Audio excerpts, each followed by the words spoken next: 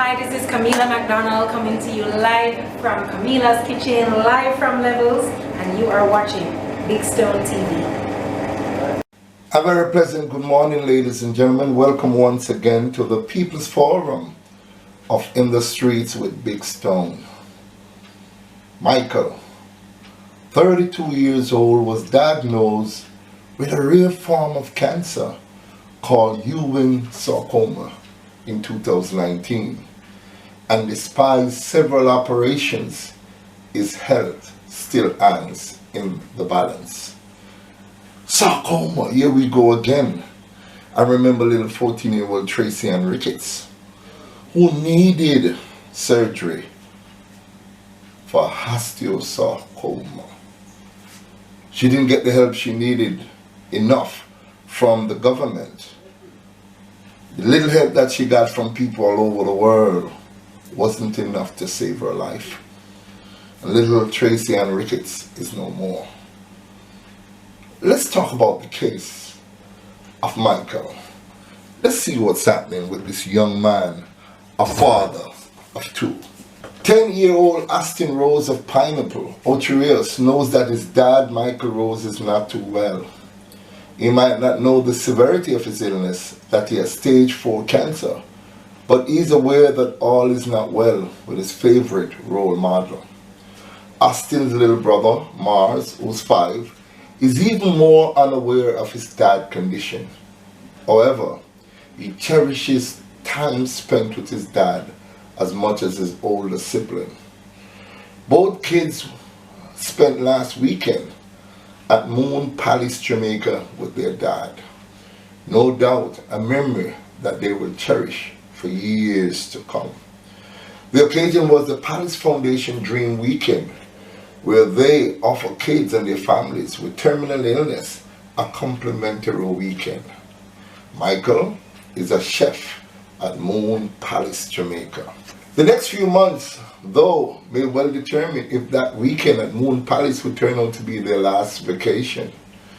Michael, 32, was diagnosed with a rare form of cancer called Ewing sarcoma in 2019, and despite several operations, his health still hangs in the balance. In fact, the cancer is back and is spreading more aggressively. To survive, to share many more years playing with and nurturing his kids, Michael needs urgent treatment, which is not available in Jamaica. After all, resources have been exhausted to treat him. But standing between Michael being able to visit the Dana-Farber Cancer Institute in Massachusetts, USA, is a letter. A letter from doctors here in Jamaica who have treated the young man over the past few years that would enable him to put the necessary insurance coverage in order to start treatment.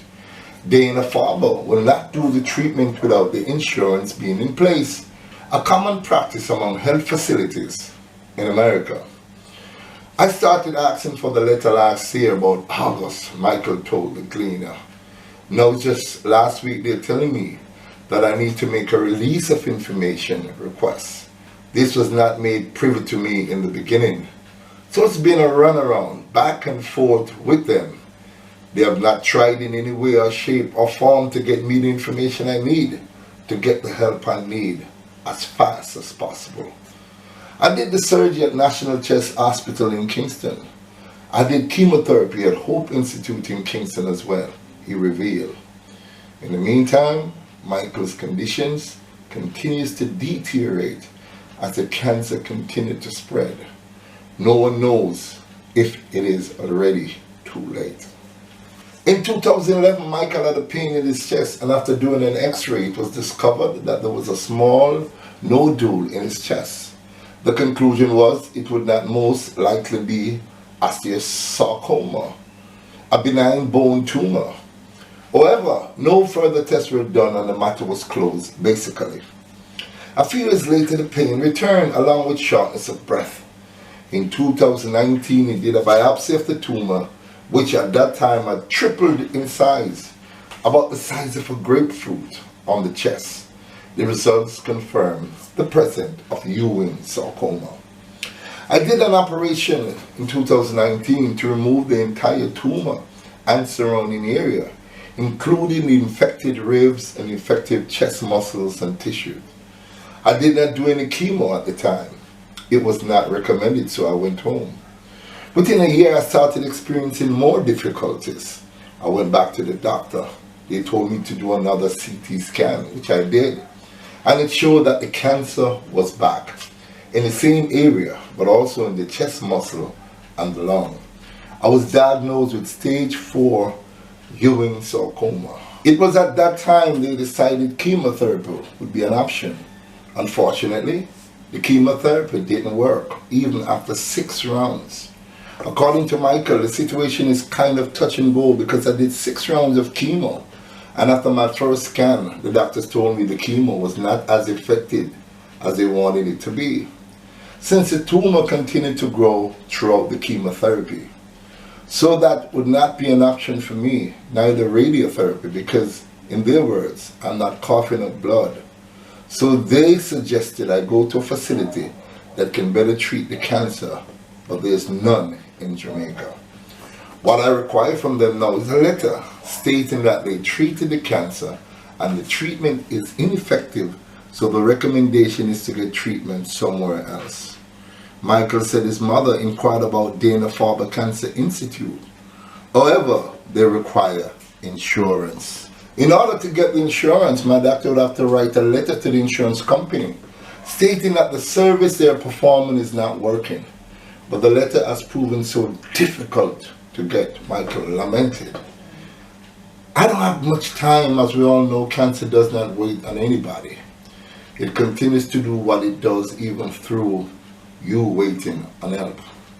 According to the Pan American Health Organization, which is the World Health Organization regional office for the Americas, Jamaica is responsible for 0.3% of all childhood cancer cases in Latin America and the Caribbean, and 0.4% of related deaths each year.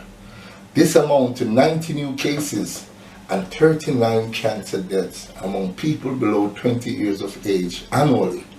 That is a death rate of 43%. Additionally, 19.3% of all deaths among children and adolescents 1 to 19 are due to cancer. When it comes to medicine to treat children with cancer, 77% of these medicines are included in Jamaica's essential medicine list. Ladies and gentlemen, it is flashback all over again. Michael Rose. What a loving father. I saw a photograph of Michael standing there with his siblings.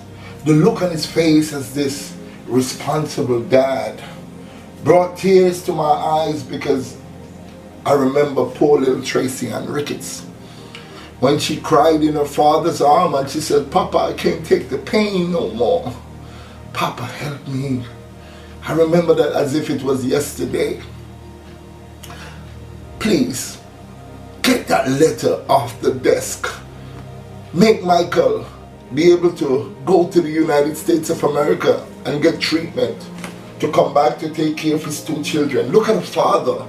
A man who could have easily run away from his children, but he didn't. Even in his 6th stage, he wants to nourish his sons. Jamaica, let's give him a chance. Let's make those people who are responsible to give that letter move as quickly as they can, because Michael ain't got no time. I told him Tracy Ann Ricketts had no time, and I was right. She died in the United States of America.